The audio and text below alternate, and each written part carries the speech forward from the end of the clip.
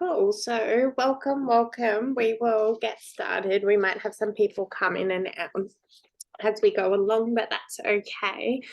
So this workshop today is about developing a strong mindset. So it's all about our thought processes and how we can build up our beliefs and our mindset to help us through life, through work, through challenges. So I will get started. The elephant on the right of the screen. I don't know if you've heard this story before, but it's about like a man that comes across an elephant that's really big and it has a tiny little rope holding it, like tying it up. And the guy asks, like, why does the elephant not just walk off? Like, it was really obvious that the elephant could get out of the rope and free itself if it wanted to. And so the people explained to the man that they had tied the elephant up since it was little, since it wasn't strong enough to free itself from the rope. So it didn't know that it was capable of just walking off, of just freeing itself. So this is a good example of how our mindset can really hold us back. It can stop us from knowing what we're capable of, knowing what we can achieve as well. So that's just something to kind of think about as we go through the workshop, is the power of mindset. It can stop us from doing something we're capable of, or can push us to reach a great potential as well. So when we're looking at a strong mindset, there's a few kind of characteristics that we're going to be looking at. This gives us the ability to maintain focus. We're overcoming the challenges. We're living to our full potential. We're focused on our goals. We're focused on what we need to do. Our mindset is pushing us through what we need to achieve, our life, everything that we need to do. It helps us to be resilient, which is what our last workshop was about. So our thoughts can help us overcome challenges and make us be in the best frame of mind possible that we need to achieve our goals and do the things that we need to do. So we are always forming judgments and beliefs about things, whether they're good or bad. And when we have a strong mindset, we're looking for the good and we're holding a positive attitude towards ourselves, towards other people, towards experiences. And we're keeping ourselves motivated. And motivation can make or break us. It's what keeps us on track, or what keeps us going. It's really easy to set goals, but to actually walk through the steps of completing them takes a lot more. So motivation is a really big, important part of having a strong mindset as well. And having a growth mindset, not a fixed mindset. So we're open to learning new experiences, we're flexible, we're learning from other people, and we're continuously bettering ourselves and growing as people as well. So how does this help us? If we are able to achieve a strong mindset, it helps us be consistent. We're not giving up. We keep going. We can achieve our goals. We can overcome challenges, be resilient, and it's going to have a better health outcome for us as well.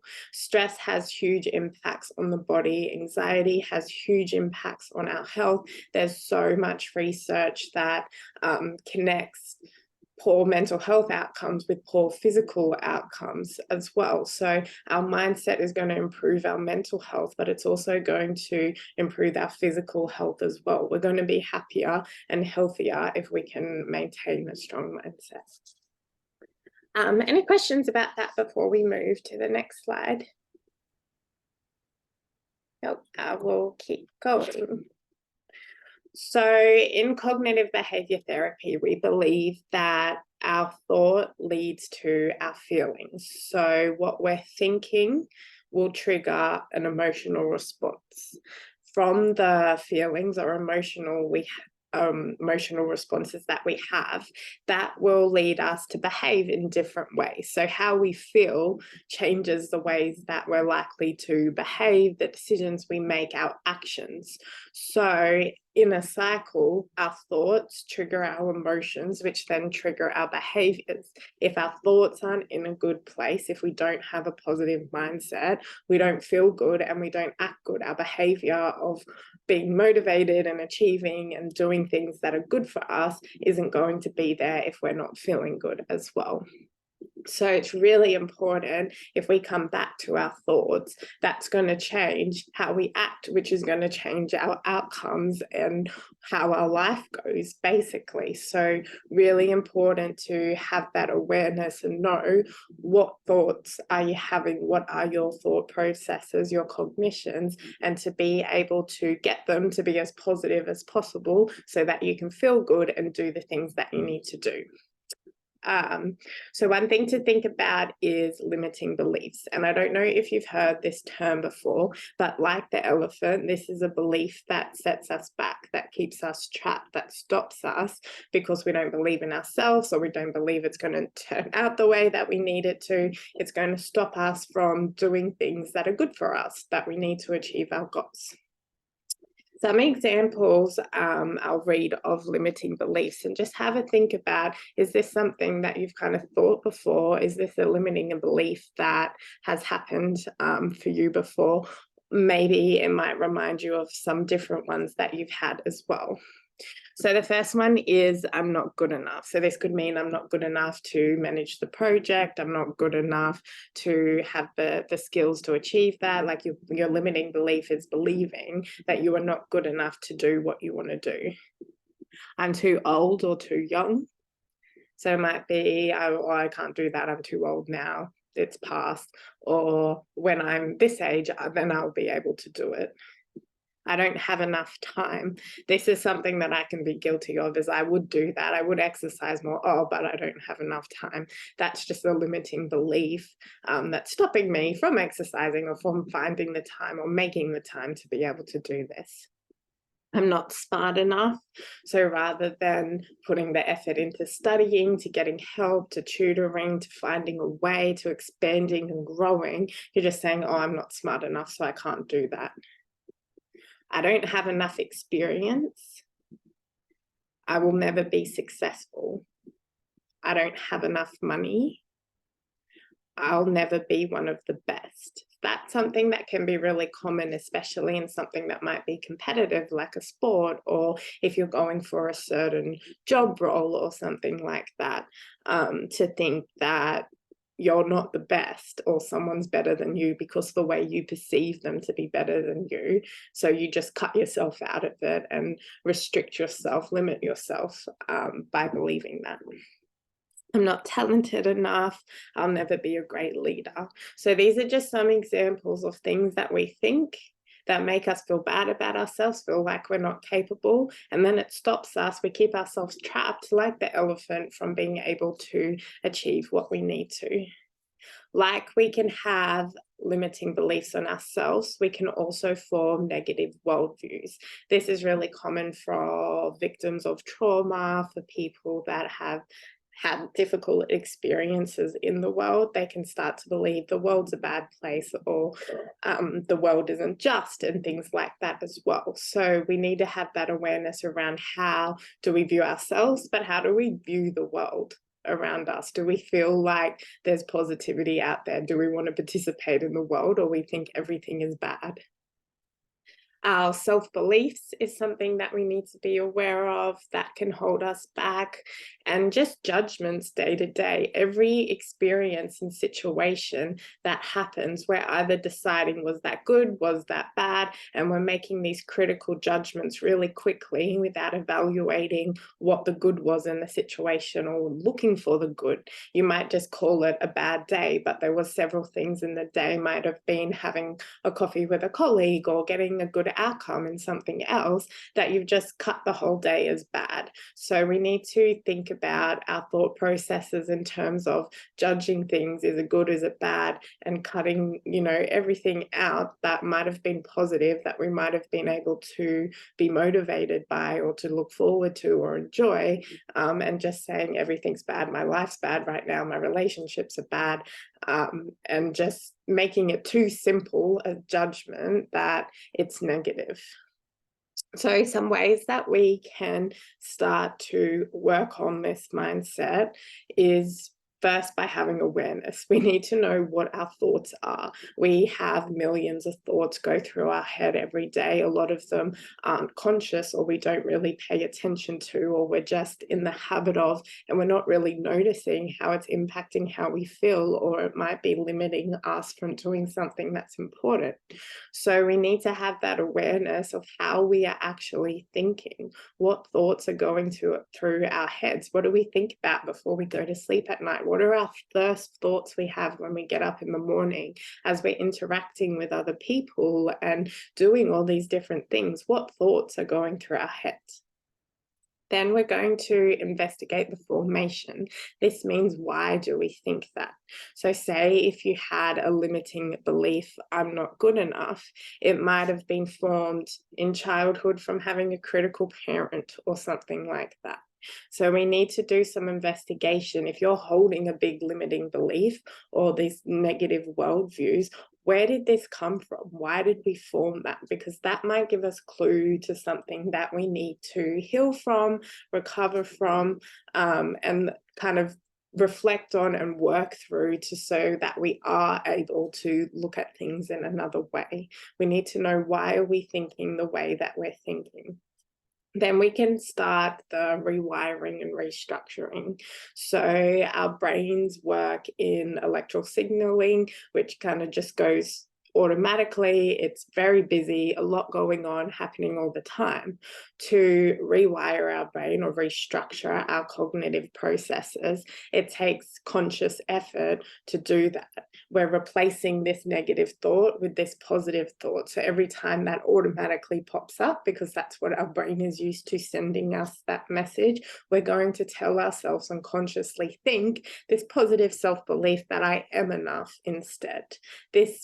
If this belief had been a pattern for a really long time, we have to rewire and restructure the brain and do the work to tell ourselves otherwise, to believe otherwise as well. So that is something that we consciously have to make an effort to think differently. The other thoughts, the old thoughts, the unhealthy ones might just be popping up, popping up, popping up. We have to tell ourselves no and look at the evidence, look at the picture, do our investigation, and really make an effort to teach ourselves the new way that we want to think, that's in line with where we want to be. And we have to practice this regularly. We have to repeat it all of the time. So we make ourselves aware of what our thought processes are. Why was this a thing for us? How did we form these thoughts? Then we're going to look at what thoughts aren't helpful, aren't healthy for me. Let's rewire them. Let's rewrite this. Let's retrain our brains, literally retraining a brain like you would train a muscle. And we're practicing it, repeating it, so that we hold that new belief. Any questions about this process before we move on? Oh, I'll keep going. Okay, I have some more little story examples here, and I'm not the best at telling stories, but I'll try to remember them right.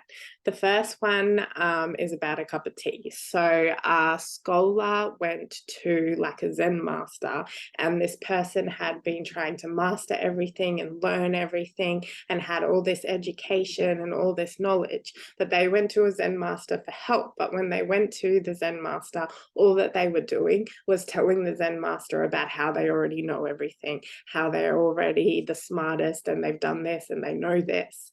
So the Zen master poured a cup of tea for the scholar and just kept pouring it, and the cup of tea is just overflowing.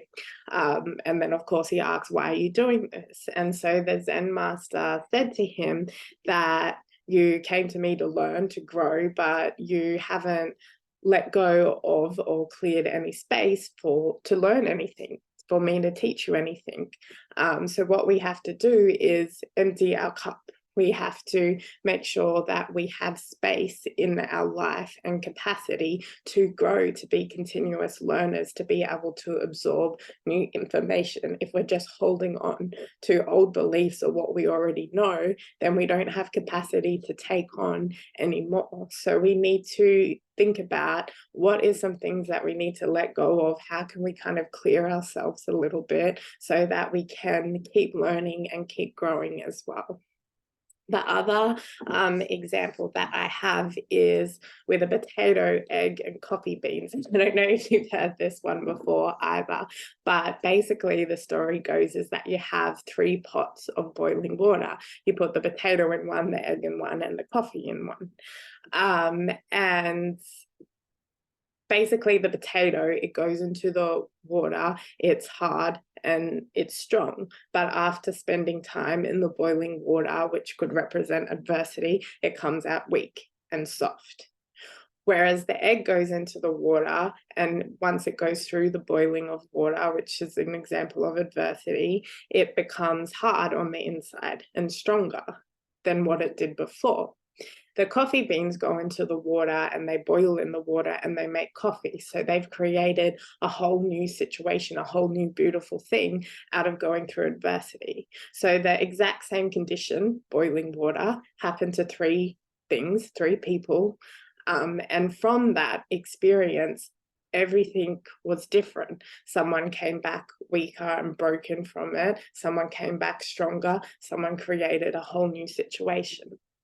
So again, this is a bit funny, but a different example of how our mindset can change. We all have adversities. We all have things we have to face. We've all had diverse experiences that can make or break us. But if we choose to, I guess, become broken or feel like because this has happened to me, I'm a victim and I'm not able to be who I was going to be because of this, then that's a limiting belief that stops us. Whereas if we build our mindset and become stronger because of what we've been through, we find ways to recover, we find ways to heal, and we keep going and we keep becoming better, or we're creating new things and learning and growing and being flexible, then that's going to be better for us. We can't change the fact we had adversity, but we can change the fact of how our mindset is and how we recover or what we make of the experiences that we've been through. So I guess the influence that mindset can have on us is that it can completely change us. It changes the way we feel, the way we think, the way that we act, which then changes the outcome of our life, of what our actions lead to consequences, good or bad, and they all kind of add up together of what our life is like. So it all comes back to our mindset, our choices that we make, how we heal and cope and deal with things, which in the long term will change how our life goes, basically. Is there any reflections or questions about what we've been talking about so far? Okay, keep going. So now we're going to focus on the how. We've kind of looked at why our mindset is important and a bit about how it works, but now we're going to focus on making it stronger. So what we want to achieve here is the ability to have strength in the face of adversity. Again, resilience. We want to have a strong mindset so that we can navigate life, so that we can be happy, and so that we can be successful. Again, we're looking at that negative or positive appraisal. That means, some judgments about our situations, about people, about ourselves, about things that are happening. We need to have that awareness. Have I just decided that everything is all bad? Or is there some positive things that have happened that I missed or that I chose not to look at and see? Gratitude is something that's really important, and it's something that's really easy. You can do gratitude exercises every day in your head while you're washing the dishes or anything else, and it takes a few seconds. It's easy, but it rewires your brain. It teaches you to look for things that you have to be grateful for, look for things that you found peace in or enjoyment in, and to go to those things and to know that they're there. It's so easy to ignore what we have to be grateful for or what we have to going on in our life that's positive. If we have a big stressor, we can just get into fight or flight mode and everything can be negative. So if we think just even 3 things a day, what do I have to be grateful for? Might be your family, it might be, you had a nice walk outside, any little thing that popped up for you that day that you enjoyed or that you can be grateful for. You need to remember these things and teach your brain to look for these things. And this can have massive impact. And it's so easy to do. We just have to keep at it and do it each day. Again, having that openness to learn, to grow, to see things differently. We don't always have to be right. We don't always have to have a plan. Things don't always go to plan. If we're an open person to learn, to get support, to go through life and grow, then that can help us as well. And willingness to learn. So something that I really love about my field is that you never know anything. The research is changing all the time. There's so many different avenues that you can go down with psychology. So I, in my career, am a continuous learner. This is something that you might apply to relationships, to families, to all different things, is that doesn't matter what age or how great we are or how expert we are, we can always learn. There's always new information out there, new ways to do things. So making that commitment to be a continuous learner will help you take on new skills to be able to navigate life as well. Something else that we need to be aware of in terms of having a strong mindset is having tolerance for distress.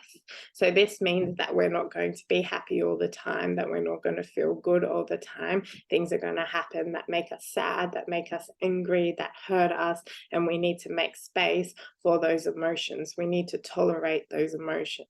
So instead of something bad happening to us and not feeling good and us completely going off the rails and forgetting who we are and that the world's a bad place now and all of these things, that we have tolerance to feel distress, because there's going to be times where we are stressed, we are nervous, we are upset, we are worried, we are scared, we are sad, we're grieving. All of these things is human. It's a part of our life. We need to find a way to tolerate them, to accept that they're going to be there, and to make space for them as well. In the handout exercise that we have made, which I think Emma just kindly put into our chat, there is some reflection questions that I'm just going to go through now. These questions are good if you want to do a couple of them daily, just in your journal, but to really go to at a time where you feel like everything is going wrong or you are under a lot of stress, to help you get through it and to re-strengthen having a positive mindset as well. So what I'd like you all to do is just in your head, think of a time where you sort of felt like that, where something has gone wrong or it feels like everything has gone wrong, where you really weren't in a good place, and maybe just name an emotion that kind of comes up when you think of that time. So hold on to that experience and that emotion, and I'm going to read through some reflection questions where I want you to relate them to that experience and that feeling. So the first one is, how could I view this in another way? The second one is, what have I learned from this situation? What skills do I possess to get me through this?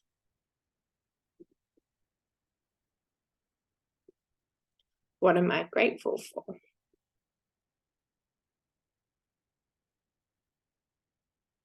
What am I proud of? What went well today? What positive self-attributes do I have or am I developing? What makes me unique and strong? What good has come from this situation? What feelings am I making room for? How will I care for myself in this moment? How can I regulate my nervous system if needed? So after kind of thinking about some of these things, I want you to think of maybe a feeling that you have now about this situation, and think about how that might have been different to the first emotion that you came across. So I know we've kind of rushed through that a little bit, where you could spend maybe an hour reflecting on this situation. Have a think about just changing our thought processes, just allowing ourselves or challenging ourselves to have a positive mindset in the face of adversity, maybe change the way that we feel. And if we have changed the way that we feel about these situations, then we're going to change the way that we act. Instead of feeling stuck or broken or limited, we're opening ourselves up to maybe use a new skill, or to engage in self-care, to regulate our nervous systems, to do something positive in the face of adversity. Would anyone, and there's no pressure, maybe like to share something that came up for them through that exercise? Yeah, it's okay. Hopefully you got something out of it, and it's all there written down as well. So again, we really rushed through that, but I would encourage you maybe later, put a candle on or put on some relaxing music, grab a journal, have a think about something that has really challenged you to have a positive mindset, and just go through some reflection questions and write about the positives that have come from that, or how you're growing, how you're being resilient, how you're dealing with that, and see if you can kind of shift yourself into a better place where you're ready to take action rather than feeling stuck or broken in that situation as well. Cool. Any questions before we move along?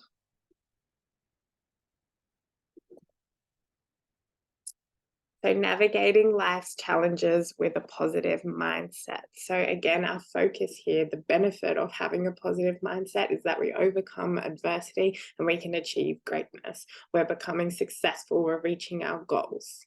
I've put a couple steps in here that might help us with this, going along with everything else that we've been talking about as well. Something that can help us is confidence. We need confidence to be able to take the step, to be able to do something differently, to be able to believe we're worth it, to put this work in, to do something, to achieve our goals, that we're deserving. This is something some people have and some people do well, and others need to kind of go through that process of becoming confident and learning that. I did put some questions about building confidence in the handout as well, but it kind of, the idea is that you think about one thing that you are confident in, and then you can kind of expand on that, thinking about how it feels to be confident, how confidence can help you in life, and what areas you maybe will like to expand your confidence in. So something that can kind of help with confidence is exposure. Is maybe the first time you do it, you're not going to feel confident, but you do it anyway, and then your confidence builds with you. This is kind of similar to tackling like phobias and anxiety as well. You feel really uncomfortable, but once you kind of teach yourself that there's nothing to be scared of, or you are capable of doing it, and how it feels to overcome the fear, that is how we build our confidence. We have to expose ourselves, do things differently, mix it up, push ourselves off the edge, and then the confidence comes after. Becoming effective. So this is kind of practical and thinking about getting to know yourself and knowing what works for me and what didn't work. If there's something in your life that you're doing that's making you feel bad, or having a bad impact on you, or that's unhealthy for you, then that's not something that you need to focus on or need to be using your time and energy on. So we're thinking about what actually helps us achieve our goals. How can we use the resources that we have? What works well to calm you down? What doesn't? And we're redoing the things that are positive and that are helpful. We're effectively moving forward by our experience and by what we know about ourselves, cutting down on the things that aren't helpful and reusing the things that are. And it sounds simple, but sometimes we have to take a step back and be like, oh, I watch TV for an hour every day. Maybe I could journal or do something more productive instead. When I watch TV, I always get triggered, or I just end up cranky by what's on the news or something like that. So sometimes we're unconsciously just living in these routines and just doing these things if we think about what's actually effective for me to help me feel in a good place, to help me reach my goals, to help me get to where I want to be, and what isn't, and I need to cut those things out, if that makes sense. The last thing to remember is being consistent. So we might have these days where we're really motivated and we take all these stats, and these other days where we don't, and that's okay. But I guess change happens from consistency. Think about if you wanted to diet to lose weight, you can diet for a day and maybe get a slight result, but you're not really going to have a change or get to the weight loss that you needed if you don't consistently do it. And it pretty much applies for anything you're trying to achieve. If you want to take better care of yourself and your mental health and reduce your stress, you might do one day and it can help you, but if you don't do it consistently, then all your stress builds up back up again. So we need to build our confidence to actually do the things that we need to do, not just think about them, but do them. We need to be effective, that we're doing things that are useful and helpful. We're not wasting our time or doing things that sets us back. And we need to be consistent, keep practicing these things to get the results that we need. So here we just have a few more techniques to help us become successful in terms of using our mindset to get us to where we need to be. The first thing is visualization. So this is like, what actual, thing do we need to use our mindset towards? What goal do you actually want to achieve? So sometimes, maybe once a year, you might make a vision board, things that you want to buy, places that you want to go, things you want to achieve, books you want to read, how you want to feel, maybe certificates you want to get, all these different things, and have a visualization of, yes, I'm going to develop a positive mindset that's going to take me from where I am now to that vision that I have for myself and my life. Even just daily visualizations, or thinking, imagining yourself achieving your goals, seeing yourself and knowing what that will feel like and what that will mean for you if you do get to where you want to be. This is going to motivate us and drive us. And the whole point of having a positive mindset is to help us do better and feel better and live the lives we want to live, not be stuck in something that doesn't feel good for us. Then once we know what our vision is, what our dreams are, our goals, we need to break them down into achievable tasks. Again, if your vision for yourself is weight loss, you might break that down into daily habits of exercise and diet and things like that as well. So pretty much anything that we visualize, whether it's earning more money or growing in something, we have to break that down into things we can actually control, the practical day-to-day steps that we need to do. Otherwise, it's just a dream. So we have to put that down, break it down as much as we need to, till every day you know what you're doing and what you need to do that's in line with your goal or not in line with your goal, so you can track that. Knowing what keeps you motivated. Some of our visions that we have for ourselves might be a 5-year plan. We might not wake up today and feel like doing the hard work because we're not getting the reward straight away as well. We need to know what keeps us motivated. Why is this important? What difference is this going to make for you? Our visions we have for ourselves need to mean something for us. To keep our mindset motivated, we kind of need a reward or need something that we're working towards that is going to be important to us as well. So think about or write about, why is this important? What difference will it make? How are you going to keep yourself motivated? Can you break down little rewards along the way that if you do this, this, and this, then you celebrate by having that? Might be motivational podcasts or quotes or anything like that. It might be your kids that keep you motivated. So thinking about, how am I actually going to stay on track when I don't feel like it or I can't be bothered? What am I going to tell myself that's going to push me to do this? Accountability. So this is something we can hold for ourselves. So if I don't eat healthy Monday to Friday, then I'm not going to get takeaway on Friday night. So if I do have that takeaway on Friday night, I need to make sure that I eat healthy every day till then. That might be a way of keeping myself accountable. So I'm not saying you have to reward yourself with something bad or unhealthy, but it's just making a little plan in your head of how are you going to make sure that you show up for yourself and you do these things. Sometimes you can use accountability from other people as well. So you might have a gym buddy, or you might have someone you study with each night, or you might say to your partner, look, I'm working on this goal. If I do this and this, can we do that? Or can you remind me, or, make me do it, or whatever. So accountability for yourself, use other people, keep yourself on track. Being flexible, there's going to be bad days, things that change, things that don't go to plan. Sometimes we have to stop what we're doing and go to something else because it requires our urgent attention, or someone gets sick, or there's a tragedy, or life happens. We be flexible and we make space for that, but then we get ourselves back on track and we work through this as well. We don't use it as an excuse, but we be flexible and we be realistic with ourselves. Having resilience, which is a workshop we've done before that you can listen to on YouTube if you want to learn more about resilience. But again, we push ourselves to overcome what we are dealing with, and reflecting. So sometimes we might, maybe at the start of the year, set ourselves these goals, these habits, these routines, and then we forget about it. We obviously don't change overnight, and we don't do everything perfectly every day, but we need to reflect to keep ourselves on track. So we need to go back, look at what we wanted for ourselves, look at our vision boards, look at our thought processes and our mindset, and reflect on where are we going, what's going well, what do you need to work on a little bit harder, or maybe problem solve around, and have that clear kind of picture of what's going on in terms of you reaching your goals as well.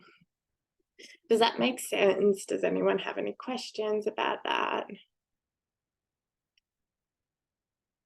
Cool. I will keep going. So these are some take-home messages that I wanted you to get from today. The first thing is we need to practice having a positive mindset in tough times. We don't just have a positive mindset when everything's going well for us. The point is that we learn how to have a positive mindset in the face of adversity. When things are difficult, that's when we need to help ourselves find a way to still think positively, find a way to look after ourselves and cope, look for the good and know that it's still there to get through. It takes time to rewire your brain. So we all come with, I guess, past baggage of thought processes from our childhood, from our other experiences. Some of them are good and helpful, some of them are not. If these same thoughts that are maybe limiting beliefs have been there our entire lives, they don't go away overnight, and we have to consciously work really hard to retrain our brain to think positively.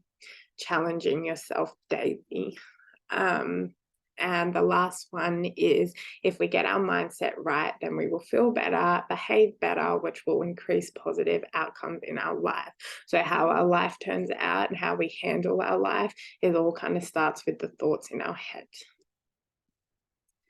So for those of you that don't know our services or what we do, there is ways that you can work with us one-on-one if you think it will be helpful for you, and ways that you can access your services for free. We have an office in Aspley, which we also do telehealth. So you can get a mental health care plan from your GP, no gap fee, all bulk billed. You don't have to do anything. You can just come in and work with us. We bill it straight to Medicare, so there's no out-of-pocket costs.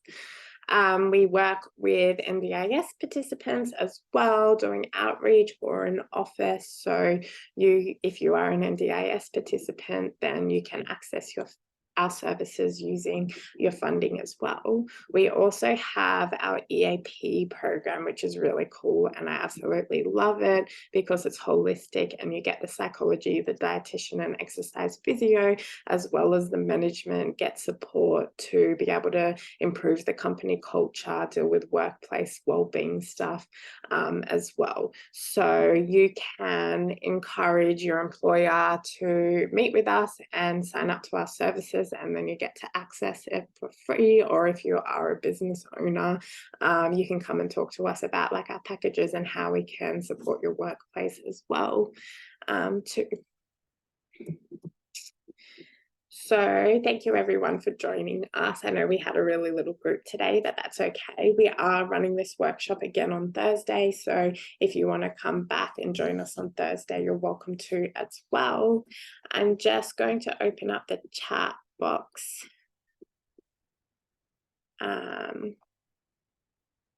Well, thank you. And if anyone does have any questions or reflections on the workshop, feel free to turn your mic on or write in the chat box.